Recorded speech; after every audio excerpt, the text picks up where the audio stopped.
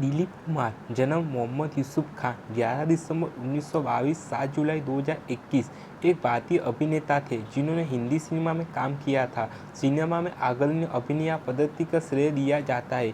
उन्हें 50 के दशक में 60 के दशक तक भारतीय फिल्म पर अपना दबदबा बनाए रखा। दिलीप कुमार 50 और 60 के दशक के उत्तरार्ध के सुपरस्टार हैं, जिन्हें दर्शकों द्वारा अभिनय सम्राट, हिंदी में अभिनय का सम्राट कहा जाता है। कुमार के पास सर्वश्रेष्ठ अभिनेता के लिए फिल्म फेयर पुरस्कार 8, जिसकी बात शाहरुख खान ने बराबरी की सर्वाधिक जीत का रिकॉर्ड है और वह इस पुरस्कार के शुरुआती प्राप्तकर्ता भी है। उन्हें हिंदी सिनेमा का पहला खान भी कहा जाता है। उनके पास 80 से अधिक बॉक्स ऑफिस सफलता और कई लंबे समय तक चलने वाले सकल रिकॉर्ड के साथ हिंदी सिनेमा के एक स्टार के रूप में सबसे प्रमुख बॉक्स ऑफिस रिकॉर्ड है। 5 दशक से अधिक लंबे करियर में कुमार ने विभिन्न भूमिकाओं में 60 से भी कम फिल्मों में काम किया। उन्होंने बॉम्बे टॉकीज द्वारा निर्मित फिल्म जवारा भट्टे से एक अभिनेता के रूप में शुरुआत की। असफल उद्योग की एक श्रृंखला के बाद उन्हें जुगनू में बॉक्स ऑफिस पर पहली हिट मिली। कुमार को रोमांटिक ड्रामा अंदाज, धमाकेदार आन, सोशल ड्रामा डार्क, एक्शन, इंसानियती comic Azaad, romantic social Naya Daur से और सफलता मिली। नॉयल मिस्ट्री, मधुमती सोशल ड्रामा पैगामा, एक्शन एडवेंचर कोहिनूर, महाकवि, ऐतिहासिक मुगले आजम, क्राइम ड्रामा गुग्गा जमुना और कॉमेडी ड्रामा राम और श्याम, अंदाज जाना और नया दौर तीनों सक्षम में और उस समय तक सबसे अधिक कमाई करने वाली भारतीय फिल्म बन गई। यह उपलब्धि बाद में मुगले आजम ने हासिल की, जिसने 15 वर्षों तक रिकॉर्ड कायम रखा। 1970 के दशक में कुमार के करियर में गिरावट देखी गई, जिसमें लगातार 3 व्यावसायिक असफलता शामिल थी, अर्थात दास्तान, सगीना और बेरंग। 1974 के बाद यह फिल्म प्रदर्शन के कुछ समय के अंतराल पर चले गए और क्रांतिकारी नाटक क्रांति के साथ लौटे, जो उस वर्ष की सबसे अधिक कमाई करने वाली भारतीय फिल्म थी। विधाता, शक्ति, कर्मा और सौदागर जैसी फिल्मों में प्रमुख भूमिकाएं निभाना जारी रखा।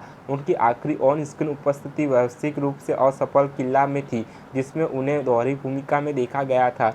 बाद में कुमार ने 2000 से 2006 तक भारत की संसद के ऊपरी सदन राज्यसभा के सदस्य के रूप में कार्य किया। कुमार का निजी जीवन मीडिया के बहुत ध्यान का विषय था। हालांकि वह स्वयं मीडिया की सुर्खियों और समर्थन से काफ़ी हद तक दूर रहते थे। उनका अभिनेत्री और लगातार सह कलाकार मधुबाला के साथ दीर्घकालीन संबंध था, जो 1957 में नया दौर अदालती मामले के बाद समाप्त हो गया। उन्होंने 1966 में अभिनेत्री सायरा बानो से शादी की और अपनी मृत्यु तक उपनगर बांद्रा में रहे। फिल्म में उनके योगदान के लिए भारत सरकार ने उन्हें 1991 में पद्म भूषण और 2015 में पद्म विभूषण से सम्मानित किया, जो क्रमशः देश का तीसरा और दूसरा सबसे बड़ा नागरिक पुरस्कार है। उन्हें 1994 में सिनेमा के क्षेत्र में भारत के सर्वोच्च सम्मान दादा साहेब फाल्के पुरस्कार से भी सम्मानित किया गया था। 1998 में पाकिस्तान सरकार ने कुमार को अपने सर्वोच्च नागरिक सम्मान निशान-ए-इम्तियाज से सम्मानित किया, जिससे वह यह सम्मान पाने वाले एकमात्र भारतीय बन गए। सम्मान पेशावर स्थित जिस घर के कुमार बड़े हुए उसे 2014 में पाकिस्तानी सरकार द्वारा राष्ट्रीय विरासत स्मारक घोषित किया गया था। दिलीप कुमार का जन्म मोहम्मद यूसुफ खान के रूप में 11 दिसंबर 1922 को ब्रिटिश भारत के उत्तर पश्चिम सीमांत प्रांत के एक शहर पेशावर के किस्सा खवानी बाजार इलाके में एक हिंदू भाषी हिंदू अवान मुस्लिम परिवार में हुआ था।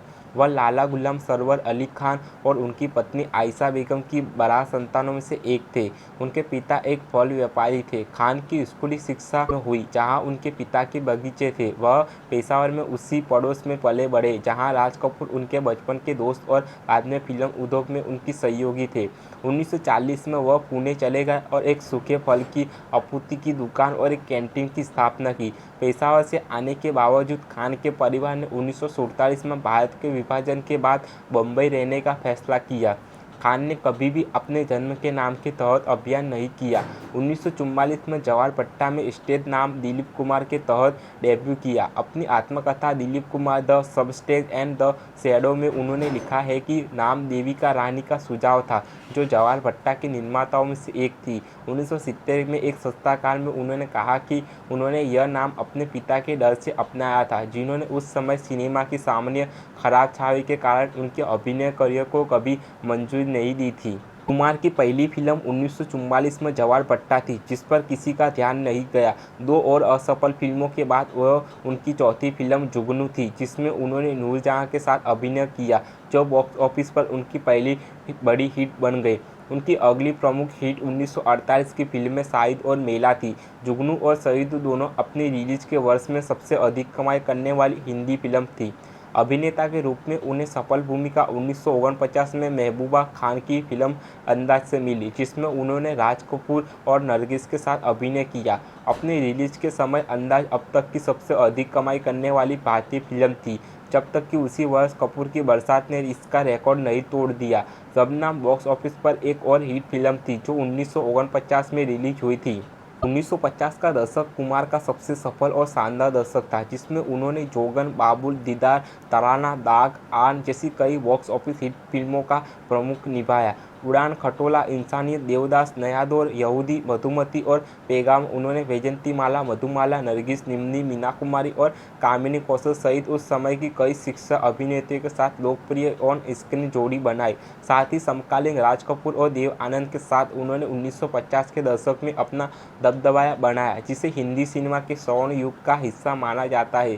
हालांकि तीनों एक साथ किसी एक फिल्म में नजर नहीं आए, लेकिन कुमार राज कपूर के साथ अंदाज और देव आनंद के साथ इंसानियत में नजर आए। उनकी कई फिल्मों ने स्क्रीन पर उनकी छवि ट्रेजेडी किंग के रूप में स्थापित की। कई दुखद भूमिका निभाने के कारण कुमार कुछ समय के लिए अवसाद से पीड़ित हो गए और अपने मनोचिकित्सक की सलाह पर उन्होंने हल्की फुल्की भूमिका भी की। 1952 में आई महबूब खान की बड़े बजट की शानदार संगीतमय फिल्म आन में पहली हल्की भूमिका में से एक थी और यह टेक्निकल पे फिल्माई गई उनकी पहली फिल्म थी।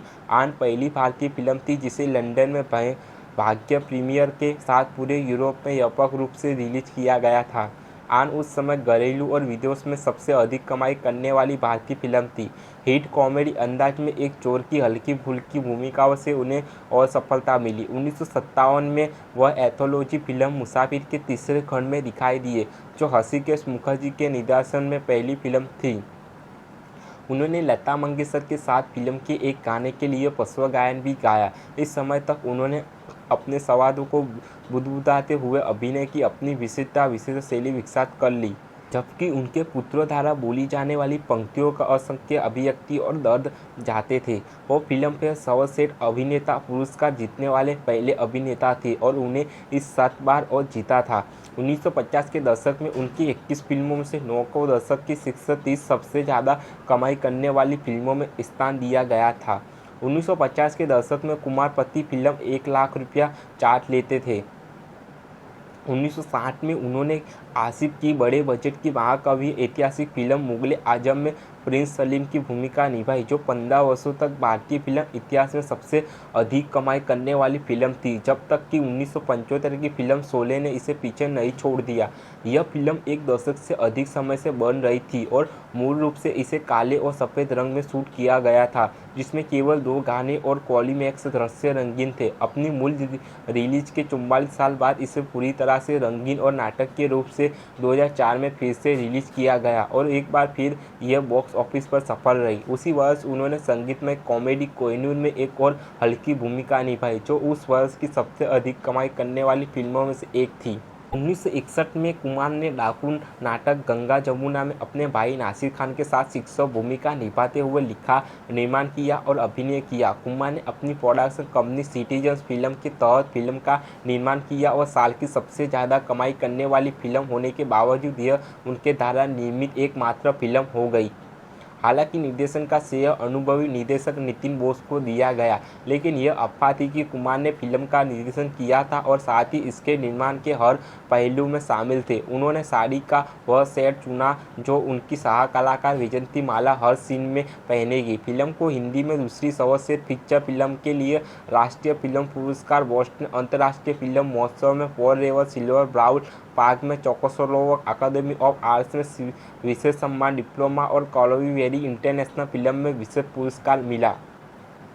1962 में ब्रिटिश निर्देशक डेविड लीन ने उन्हें अपनी फिल्म लॉरेंस ऑफ अरेबिया में शेरिफ अली की भूमिका की पेशकश की, लेकिन कुमार ने फिल्म में अभिनय करने से इनकार कर दिया। यह भूमिका अंततः मिस्र के अभिनेता उमर शरीफ को मिली। कुमार ने बाद में जारी अपनी आत्मकथा में टिप्पणी की, उन्हें लगा कि उमर शरीफ ने यह भूमिका मुझसे कहीं बेहतर निभाई है जो वह खुद कर सकते थे। परियोजना रद्द होने से पहले कुमार को एक फिल्म एलिजाबेथ टेलर के साथ एक प्रमुख भूमिका के लिए भी विचार किया जा रहा था, जिस पर लीन ताजमहल नामक फिल्म में काम कर रहे थे।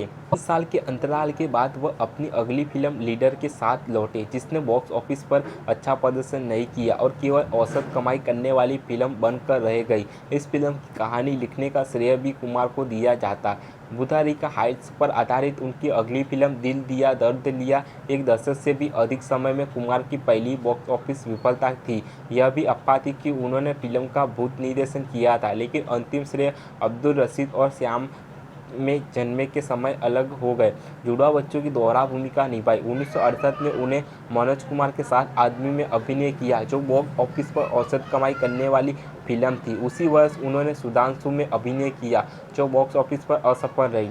1970 में कुमार ने गोपी में शिक्षक भूमिका निभाई, जिसमें उनकी पत्नी सायरा बन्नू के साथ उनकी पहली जोड़ी बनी और यह बॉक्स ऑफिस पर सफल रही। उसी वर्ष उन्होंने बंगाली भाषा की फिल्म सगीना मौतों में फिर से बन्नू के साथ अभिनय किया। यह किसी बंगाली फिल्म में उनकी एकमात्र उपस्थिति थी। 1972 में उन्होंने एक बार फिर दास्तान में जुड़वा भाइयों की दोहरी भूमिका निभाई, जो बॉक्स ऑफिस पर फ्लॉप रही और एक प्रमुख व्यक्ति के रूप में कुमार के करियर में गिरावट शुरू हो गई। सगीना मौतों का हिंदी रीमेक जिसका नाम सगीना था, 1974 में कुमार और बन्नू दोनों में अपनी भूमिका को दोहराते हुए बनाया था, जो बॉक्स ऑफिस पर अच्छा प्रदर्शन करने में असफल रही। 1976 में उन्हें बैराग में एक पिता और जुड़वा बेटियों को तिहाई भूमिका निभाई। हालांकि 3 भूमिकाओं में उनके अभिनय की सराहना की गई, लेकिन यह फिल्म बॉक्स ऑफिस पर उनकी लगातार तीसरी असफलता थी। वह व्यक्तिगत रूप से एगावेट्टू पिल्लाई में एमजी रामचंद्र के प्रदर्शन को राम और श्याम उनकी भूमिका से बेहतर मानते थे। वह बैराग में अपने प्रदर्शन को राम और श्याम से कहीं बेहतर मानते थे। राजेश खन्ना, अमिताभ बच्चन और संजीव कुमार जैसे अभिनेताओं के उदय के कारण कुमार को 1970 और 1980 तक फिल्मों के प्रस्ताव मिलते रहे। उन्होंने 1974 से 1981 तक फिल्मों से 5 साल का अंतराल लिया। 1981 में उन्हें बुजुर्ग चरित्र भूमिका में खुद को फिर से स्थापित करते हुए फिल्मों में वापसी की। उनकी वापसी फिल्म सितारों से साझी ऐतिहासिक महाकवि क्रांति थी, जो साल की सबसे बड़ी हिट थी। मनोज कुमार, शशि कपूर, हेमा मालिनी और शत्रुघ्न सिन्हा सहित कलाकार की टोली के साथ दिखाई देते हैं। उन्होंने ब्रिटिश शासन से भारत की आज़ादी के लिए क्रांतिकारी लड़ाई में मुख्य भूमिका निभाई। क्रांति के बाद के चरण में कुमार ने विधाता, शक्ति, दुनिया आदि जैसी फिल्मों की श्रृंखला में एग्री ओल्ड मैन की भूमिका निभाने के लिए खुद को फिर से तैयार किया। 1982 में उन्होंने पहली बार निर्देशक सुभाष घई के साथ विधाता में काम किया, जिसमें उन्होंने संजय दत्त, संजीव कुमार और शम्मी कपूर के साथ अभिनय किया। विधाता उस साल की सबसे ज़्यादा कमाई करने वाली फिल्म थी। उस वर्ष बाद में उन्होंने रमेश सिप्पी की फिल्म शक्ति में अमिताभ बच्चन के साथ अभिनय किया, जिसने बॉक्स ऑफिस पर औसत कमाई की, लेकिन उन्हें आलोचना प्रशंसा मिली और सर्वश्रेष्ठ अभिनेता के लिए उनका 8वां और अंतिम फिल्म पुरस्कार मिला। 1984 में उन्हें यश चोपड़ा की सामाजिक अपराध ड्रामा मसल में अनिल कपूर के साथ अभिनय किया, जो बॉक्स ऑफिस पर असफल रही, लेकिन उनके प्रदर्शन को समीक्षाओं द्वारा सराहा गया। वह दुनिया में ऋषि कपूर और धार्मिक अधिकारी में जितेंद्र के साथ दिखाई दिए। सुभाष घई के साथ उनका दूसरा सहयोग 1986 की एक्शन फिल्म कर्मों के साथ आया। कर्मों पहली फिल्म थी जिसमें उनकी जोड़ी अनुभवी अभिनेत्री नूतन के साथ थी। हालांकि उनकी जोड़ी 1950 के दशक में शिकवा नामक एक अधूरी और प्रकाशित फिल्म में थी। एक बार फिर नूतन के साथ अभिनय किया, जिसमें उनकी मुलाकात संजय दत्त से भी हुई थी। 1990 में उन्होंने एक्शन थ्रिलर इंतजार में गोविंदा के साथ सह अभिनय किया। 1951 में कुमार ने अपने साथी अनुभवी अभिनेता राजकुमार के साथ सौदागर में अभिनय किया। ये निर्देशक सुभाष घई के साथ उनकी तीसरी और आखिरी फिल्म थी। 1959 की पैगाम के बाद राजकुमार के साथ यह उनकी दूसरी फिल्म थी। सौदागर कुमार की आखिरी फिल्म और बॉक्स ऑफिस पर आखिरी सफलता थी। 1994 में उन्होंने उद्योग में अपने योगदान के लिए film fair lifetime achievement award पुरस्कार जीता। 1991 में निर्माता सुधाकर बोकांडी, जिन्होंने पहले इंतजार में कुमार के साथ काम किया था, कलिंग नामक एक फिल्म की घोषणा की, जो आधिकारिक तौर पर कुमार के निर्देशन की पहली फिल्म होगी, क्योंकि उन्होंने कथित तौर पर पहले भूत निर्देशित गंगा जमुना और दिल दिया दर्द लिया का निर्देशन किया था। कुमार राज बब्बर, राज किरण, अभितोष मान और मीनाक्षी ससादी सहित अन्य कलाकारों के साथ शीर्षक भूमिकाओं में अभिनय करने के लिए भी तैयार थे। कई वर्षों तक विलंबित होने के बाद अंततः 1996 में 60-70% फिल्म का पूरा होने के साथ कलिंग को बंद कर दिया गया। 1998 में कुमार ने अपनी आखिरी फिल्म बॉक्स ऑफिस फ्लॉप किला में दिखाई, जहां उन्होंने एक दुष्ट जमींदार के रूप में दोहराई भूमिका निभाई, जिसकी हत्या कर दी जाती है, और उसके जुड़वा भाई के रूप में, जो उसकी मौत के रहस्य को सुलझाने की कोशिश करता है। 2001 में कुमार को अजय देवगन और प्रियंका चोपड़ा के साथ असर द इम्पैक्ट नामक फिल्म में अभिनय करने के लिए तैयार किया गया था, जिसे कुमार के गिरते स्वास्थ्य के कारण बंद कर दिया गया था। वह अमिताभ बच्चन और शाहरुख खान के साथ सुभाष घई की युद्ध फिल्म मदरलैंड में भी दिखाई देने वाले थे, लेकिन खान द्वारा परियोजना छोड़ने का फैसला करने के बाद यह फिल्म बंद कर दी गई। उनकी क्लासिकल फिल्में मुगले आजम और नया दौर कमर्स 2004 और 2008 में पूरी तरह से रंगीन और सिनेमाघरों में फिर से रिलीज हुई। एक अप्रकाशित फिल्म जिसे उन्हें आग का दरिया नाम से शूट और पूरा किया था, 2013 में एक नाटकीय रिलीज के लिए निर्धारित की गई थी, लेकिन आज तक रिलीज नहीं हुई।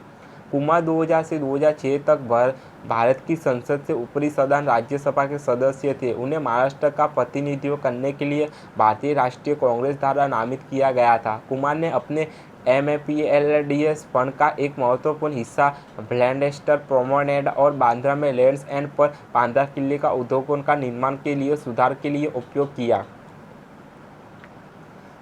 तराना की शूटिंग के दौरान कुमार और मधुबाला एक दूसरे की ओर आकर्षित हुए। वे नया दौर कोर्ट केस तक साल तक रिश्ते में है, जिसके दौरान कुमार ने मधुबाला और उनके पिता के खिलाफ गवाही दी, जिसके उनका रिश्ता खत्म हो गया। मुगले आजम के बाद उन्होंने फिर कभी साथ काम नहीं किया। कुमार ने बाद में अपनी आत्मकथा में व्यक्त किया, क्या मैं मधुबाला से प्यार करता था, जैसे कि उस समय अखबारों में और पत्रिकाओं में छापा था।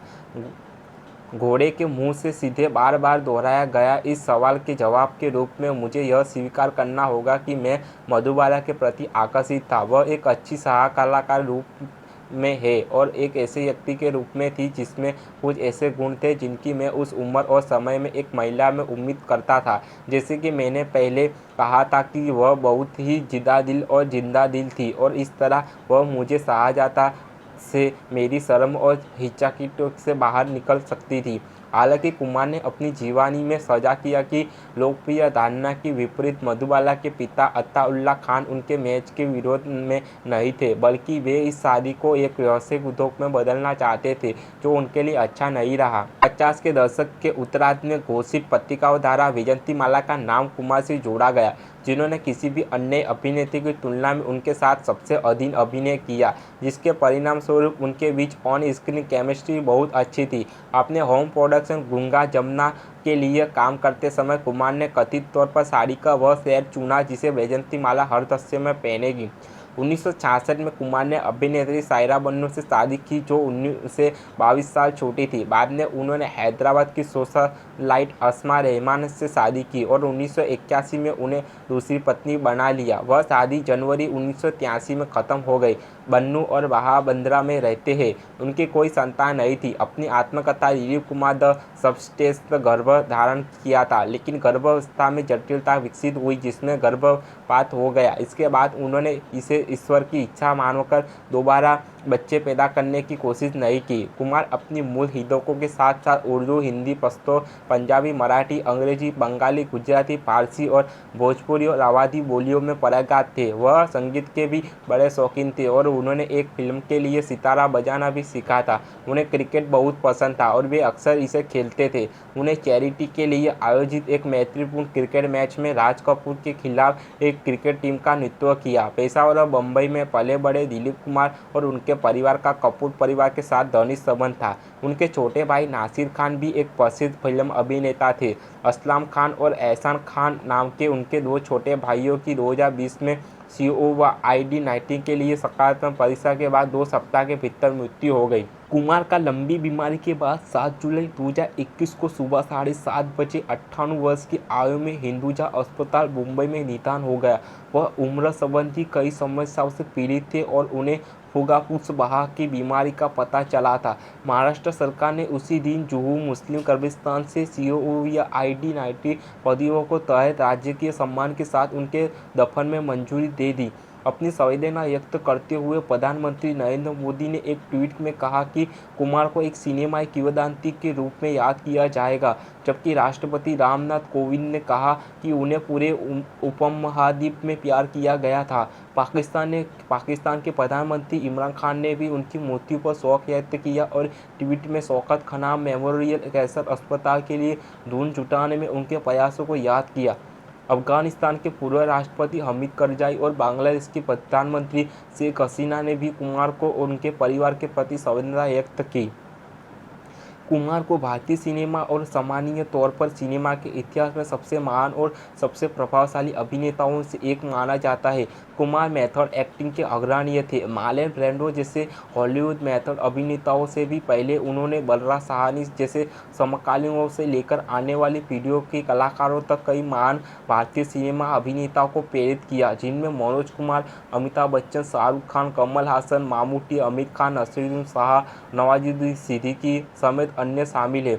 कुमार, जिन्होंने बिना किसी अभिनय स्कूल के अनुभव के अपने स्वयं के मेथड अभिनय की शुरुआत की, उनके साथ काम न करने के बावजूद प्रसिद्ध फिल्म निर्माता सत्यजीत के द्वारा सर्वश्रेष्ठ मेथड अभिनेता के रूप में वर्णित किया गया था।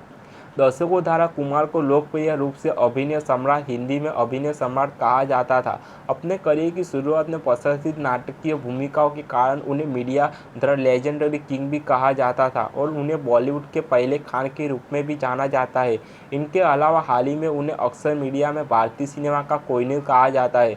कुमार 1950 और 60 के दशक के सबसे बड़े भारतीय स्टार थे, एक राष्ट्रीय आइकन और इस अवधि के दौरान देश के सबसे अधिक भुगतान पाने वाले अभिनेता थे। एक प्रमुख कलाकार के रूप में उनका विपुल काल उस समय के मेल खाता जिसे पुनर्वसी रूप से हिंदी सिनेमा का स्वर्ण युग कहा जाने लगा, जिसमें उन्होंने इसकी विरासत में महत्वपूर्ण भूमिका निभाई।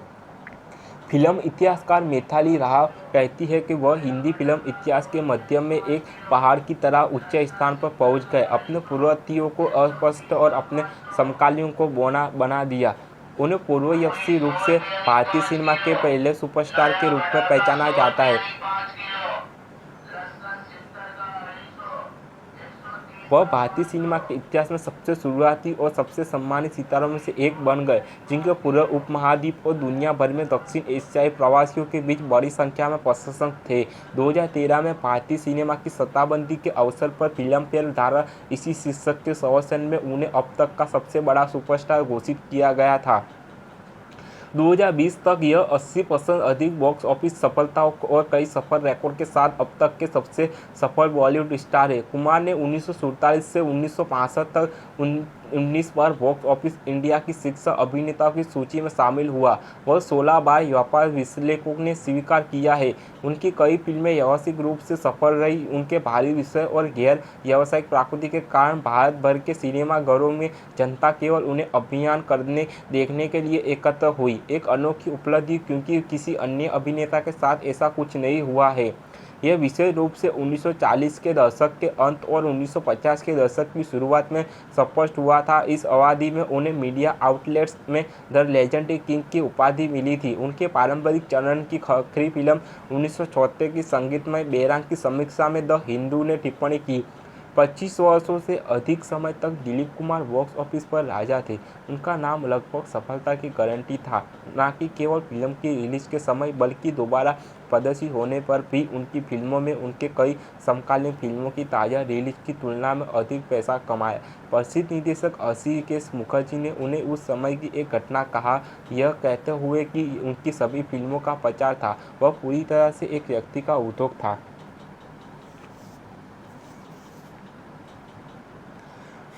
अपने करियर के दूसरे चरण में, जिसमें उन्होंने परिपक्व भूमिका निभाई, जो उनकी फिल्म की मुख्य भूमिका थी, जो अक्सर उन्हें आपात सफलता दिलाती थी। बॉक्स ऑफिस पर इंडिया नोट करता है, यह उनके शानदार करियर का हिस्सा था, जो उन्हें सभी से अलग करता है। एक चरित्र कलाकार के रूप में अन्य अभिनेताओं को इतनी सफलता नहीं मिली है।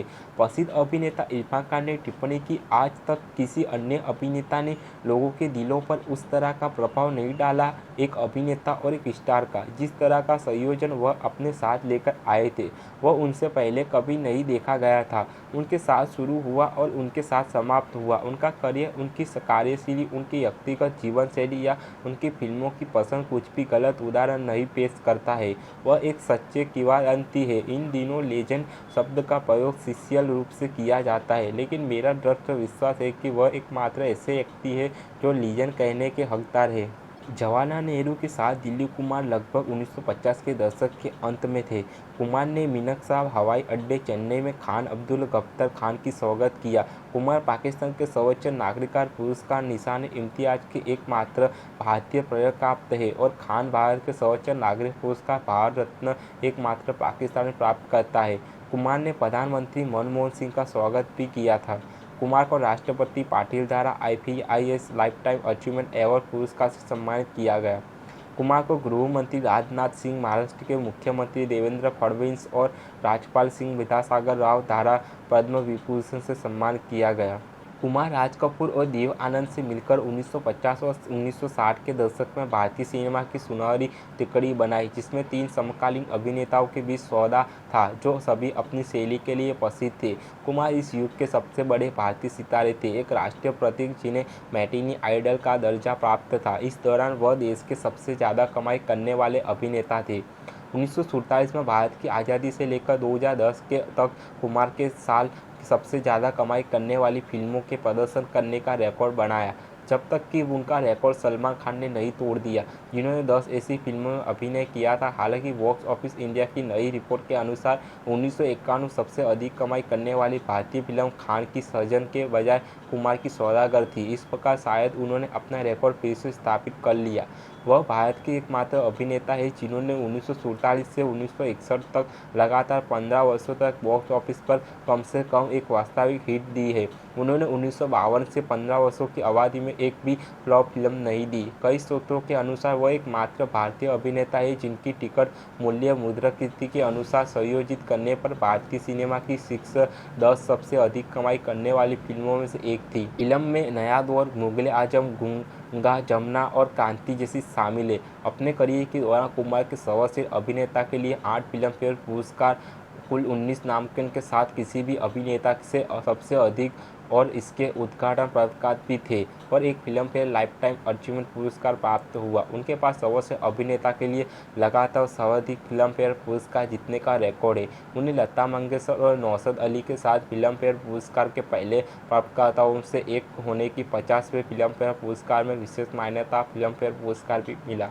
कुमार को 1980 में मुंबई का शरीफ नियुक्त किया गया था। भारत सरकार ने कुमार को 1991 में पद्म भूषण, 1994 में दादा साहेब फाल्के पुरस्कार और 2015 में पद्म विभूषण से सम्मानित किया। आंध्र प्रदेश सरकार ने कुमार को पद्म भूषण से सम्मानित किया। प्रदेश ने 1997 में कुमार को NTR राष्ट्रीय पुरस्कार से सम्मानित किया। उन्हें 2009 में CNIBN के लाइफटाइम अचीवमेंट अवार्ड पुरस्कार से सम्मानित किया गया। मध्य प्रदेश सरकार ने 2015 में कुमार को राष्ट्रीय किशोर कुमार सम्मान से सम्मानित किया। पाकिस्तान सरकार ने 1998 में कुमार को पाकिस्तान के सर्वोच्च नागरिक पुरस्कार निशान-ए-इम्तियाज से सम्मानित किया। भारत के महाराष्ट्र में सत्तारूढ़ राजनीतिक दल शिवसेना ने इस पुरस्कार पर आपत्ति जताई थी और कुमार के सम्मान पर सवाल उठाए थे। देश प्रेम। हालांकि 1999 में भारत के तत्कालीन प्रधानमंत्री अटल बिहारी वाजपेयी के परामर्श से कुमार ने पुरस्कार बरकरार रखा। वाजपेयी ने घोषणा की कि फिल्म स्टार दिलीप कुमार की देशभक्ति और राष्ट्र के प्रति प्रतिबद्धता के बारे में कोई संदेश नहीं है। कुमार ने बाद में अपनी आत्मकथा में कहा कि इसे लौटाने से संबंधों में और खटास आ सकती थी और भारत और पाकिस्तान के बीच खराब माहौल पैदा हो सकता था। कई लोगों को मानना है कि इस घटना में भारत रत्न के लिए उनके इंतजार को लंबा कर दिया। पाकिस्तान के पेशावर में दिलीप कुमार के घरों को 2014 में तत्कालीन पाकिस्तानी प्रधानमंत्री नवाज शरीफ द्वारा राष्ट्रीय विरासत स्मारक घोषित किया गया था। 2011 में रेडिफ रिटर्स पोल में कुमार को सर्वकालीन महानतम भारतीय अभिनेता चुना गया था। किसी भारतीय अभिनेता द्वारा सबसे अधिक पुरस्कार प्राप्त करने का गिनीज वर्ल्ड रिकॉर्ड उनके नाम दर्ज है। उनके 97वें जन्मदिन पर उन्हें भारतीय सिनेमा में अतुलनीय योगदान और सामाजिक कार्यों को बढ़ावा देने के लिए वर्ल्ड बुक ऑफ रिकॉर्ड्स द्वारा सम्मानित किया गया था।